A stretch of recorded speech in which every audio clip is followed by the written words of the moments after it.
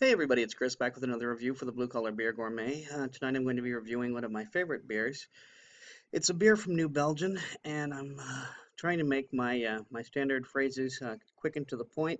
So I'm going to list. I'm going to say once again, New Belgium is not corporate. They are successful. There is a distinction. New Belgium does not go around swallowing up other breweries, changing their recipes, forcing them to brew things they don't want to do. That's corporate.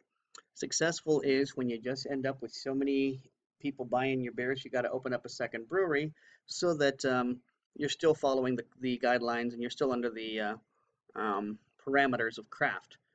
So anyway, I first tried this at a New Belgium tasting, the New Belgium 1554. It is a schwarzbier or a black lager with a 5.6 ABV, which makes it a little high um, for a lager, but not exceptionally high. But I did met the guys from New Belgium. I've actually been to two different New Belgium tastings. New Belgium. I keep saying Belgian as though that was. It is not. That is New Belgium, the name of it. But I've never been a big fan of their flagship beer, Fat Tire. But I tell you, I've liked a lot of the other stuff from there. And the 1554 is without a doubt my favorite Schwarzbier or black lager. It's just well, what I'm gonna do is I'm gonna open it. We're gonna review. We're just gonna do like normal, and I'll describe it then. There's really no point in me trying to describe a beer to you that I'm about to open and drink anyway, and there's probably no point in me pontificating any further. Now I will say I did pay $1.27 for this. I had my 15% off coupon at Total Wine.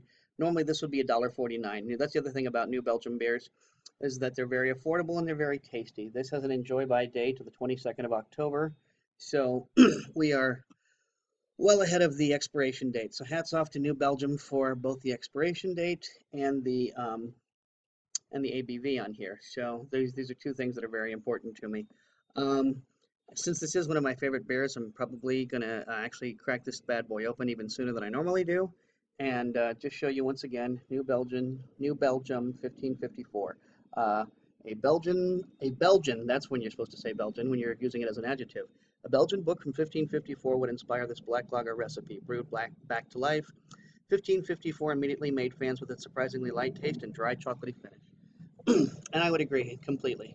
I'm going to be using my Pop the Top opener from Taza Designs to open this bottle, this 12-ounce bottle, which if you look at it, it has that slender look to it. It looks like one of those 11.2-ounce bottles that you oftentimes see from other countries, but this is actually a 12-ounce bottle.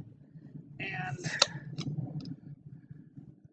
let me show you, as always, perfect for your wall mount because there's no scrapes on the lid of the cap, and the crowning is in perfect condition to reapply back to a bottle and seal.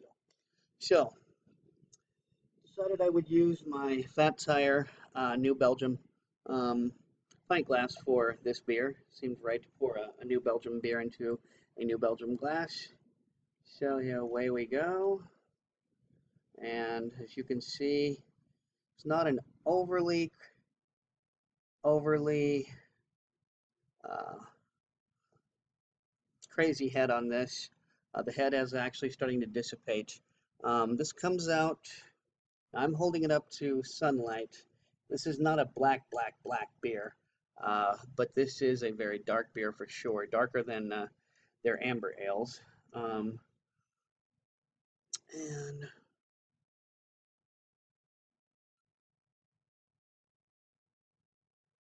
pour the remainder in there. Now let's get straight to that bouquet. Where, like most lagers, I am getting a very strong malt profile out of this. Chocolatey two-row, chocolate malt two-row. Getting the cocoa nibs. Just the slightest hint of oolong tea. Not a lot, but just a little bit of oolong tea.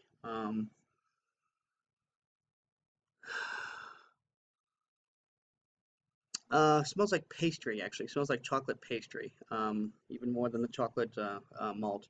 But as you can see, the head is kind of dissipating.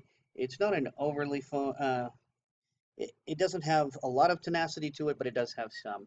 There's not a lot of bubbles to this. I'm going to call this a um, low carbonation. But anyway, so cheers. Let's get to drinking.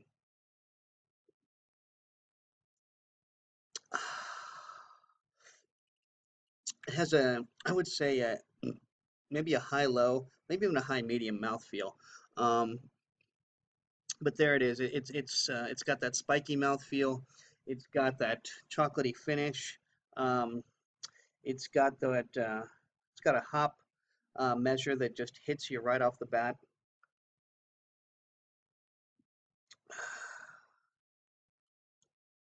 It's not overly dark. So it still tastes like a lager. That's what I like about schwarzbiers, is that they still taste like lagers, and I like it. The two varieties I really like to see a lot of variation on are lagers and IPAs. I think these, and naturally you see a lot of variations in those, but I like the red lagers, the black lagers, the rye IPAs, the red IPAs, and this is an exceptional lager. This has from the minute it hits your tongue, um, you've just got a great spit it out, Ross. You've got a great combination of hop and malt hitting your tongue.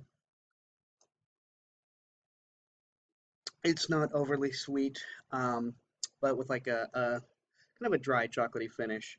Um, I think that's even what it says here. Is they're known for its dry chocolatey finish. Yeah, that's exactly right. That's exactly what it has, a dry chocolatey finish. Um, So once again, to recap, I did pay $1.27 for this. This is normally $1.49. So even at full price, we're talking about an affordable beer. New Belgium has been successful, so they've been able to bring down the price of their craft beer.